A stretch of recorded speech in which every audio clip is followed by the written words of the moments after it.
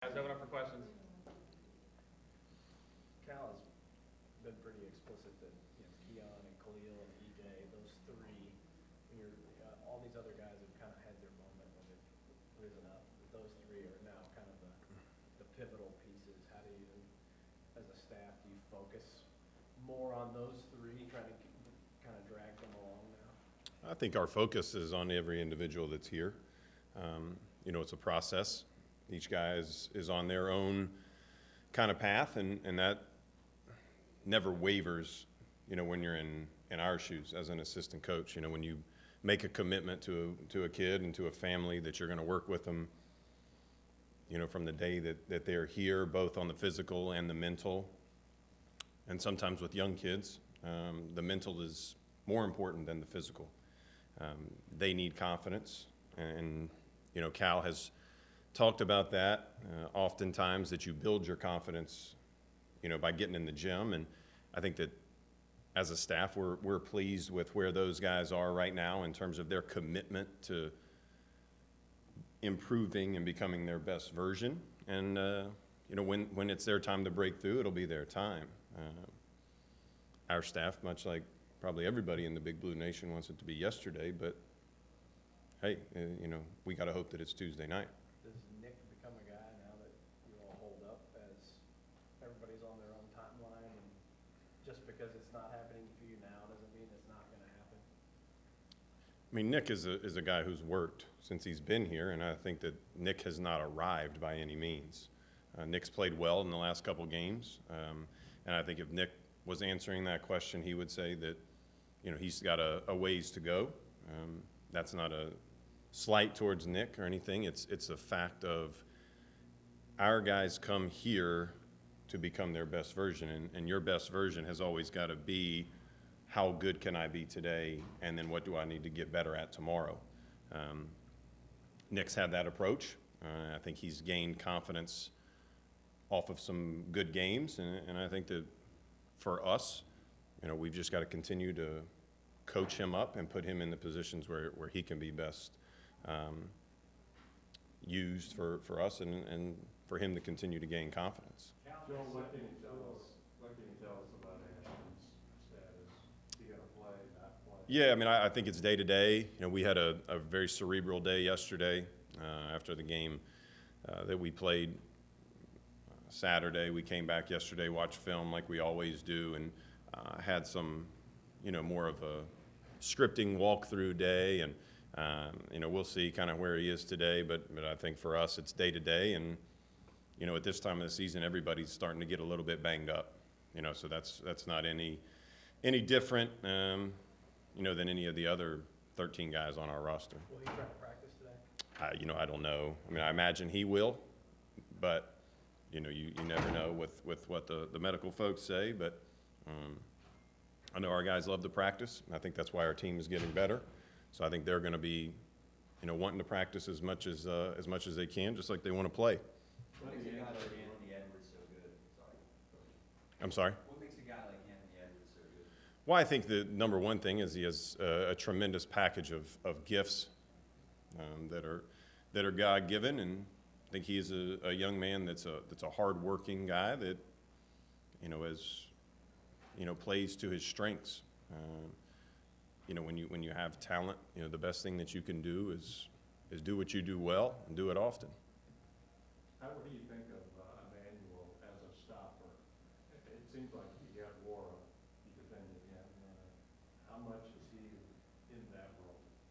Well, I think that the one thing that Cal talks about on the defensive end, and our staff really tries to hit on, is defensive confidence.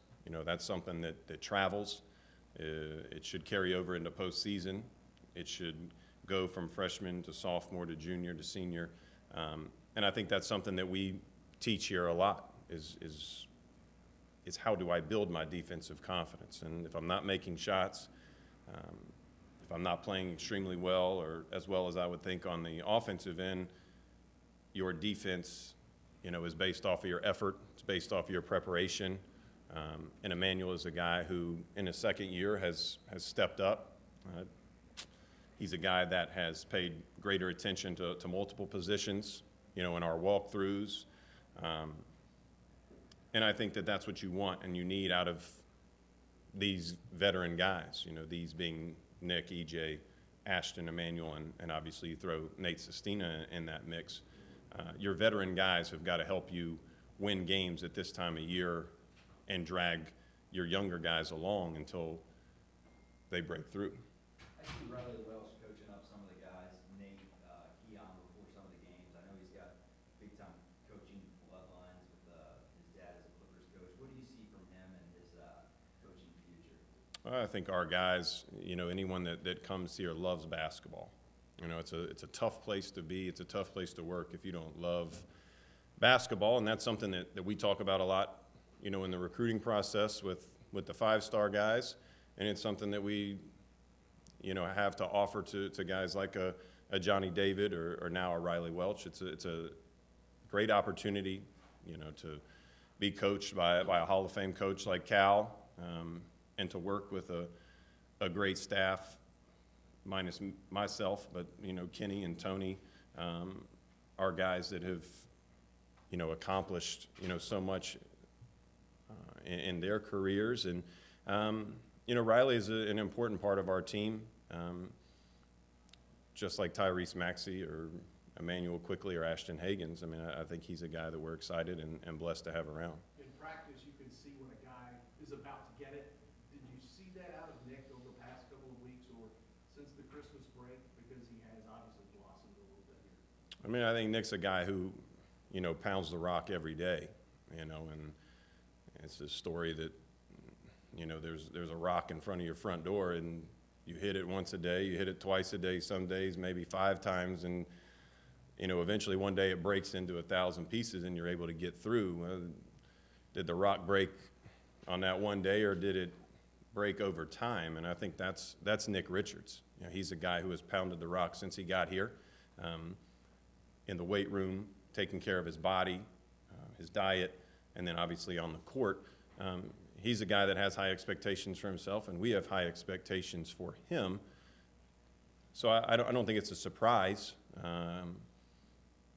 but I think it definitely sets the bar a little bit higher now. Is there anything different about a practice leading into a road game to kind of get these young guys prepared for an environment like that? No, I mean, I think that we have a rhythm of practice whether it be, as I said earlier, after a game or now day before a game.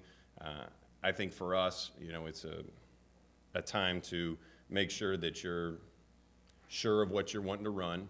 You know, our game plan is further along today than it was yesterday.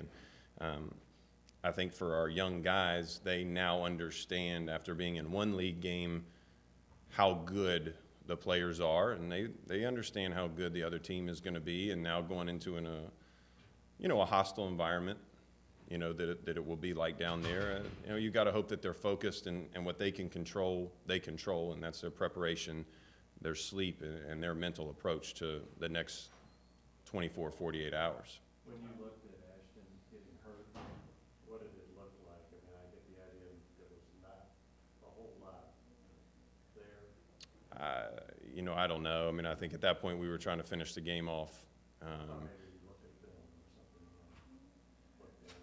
Oh, yeah, I don't know. I know the doctors looked at it. I mean, I think that's kind of like we talk about with our players. You know, you kind of control what you can control, and if Ashton's available, he's available. If he's hurt, he's hurt. And, you know, our job is to go out and grab a roster of guys that can step up, and if a guy's out, it's the next man up. And I think that Cal and our staff has the utmost confidence in the other guys. If Ashton can't play, just like he could in the last couple minutes of the Missouri game, we were able to finish that off, and I think we'll start, you know, tomorrow night at 9 o'clock, and if he's there, great.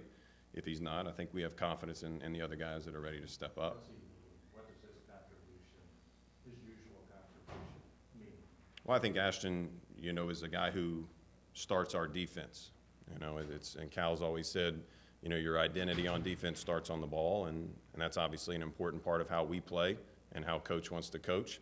I think he gives the other guys confidence, and he is a player that gives us defensive identity, and that's, you know, when Cal's teams have been great, that's what they've always had, is a defensive identity. And, you know, if he's not out there, that means somebody else is going to have to pick up that slack. Joel, it seems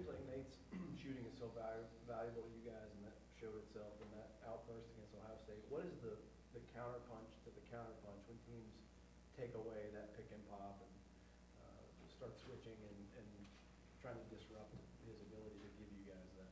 Well, I think any time that you have somebody on the floor that's skilled, that can shoot, that can pass, that can read the game like Nate can and does, it opens up different things for the other guys, the other four guys. Much like when we had Derek Willis here. You know, he spread the floor for Jamal Murray. He spread the floor for Malik Monk, great scorers. He opened the floor up for great guards like Tyler Eulis or De'Aaron Fox. And then on both of those teams, a driving power guard like Isaiah Briscoe. That's what Nate brings to this team is a threat, but also a skilled guy that plays facing the basket. You know, so when he's out there, he gives you a threat, and sometimes the best thing that he can do is never have the ball because it opens up the floor for the other guys. Was that game in that way, for him to go so off from three, valuable going forward for that reason, just to put it out there that he really is that for that reason? Yeah, I mean, I think it was a great game for him individually. I think it was a great game for us to see. But most importantly, it was an important thing for him and a time for him to see the ball go through the hole and you know, regain a little bit of his mojo back and to do it on a big stage against a great opponent, a great defensive opponent, you know, like Ohio State. It has to give him, it has to give Coach Cal and the rest of our team confidence moving forward. One more, guys. For a guy like Tyrese, who really thrives in big games, how does he balance tomorrow a matchup with Edwards, using that for good and not turning it into a one-on-one battle? Well, I think Tyrese now has, you know, 15 games under his belt and almost 100 practices against great players.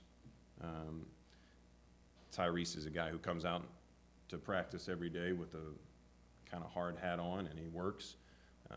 Yes, he loves the big games, but I think that he values what he's about to do here for the next 2 hours in practice because he's going to go up against other great players that, in our opinion, and is his opinion as well, are just as good as anybody that he's going to play any night. That's why Tyrese gets better, because he comes in here every day to practice, and he gets to practice against great players for 2 hours, not just 40 minutes.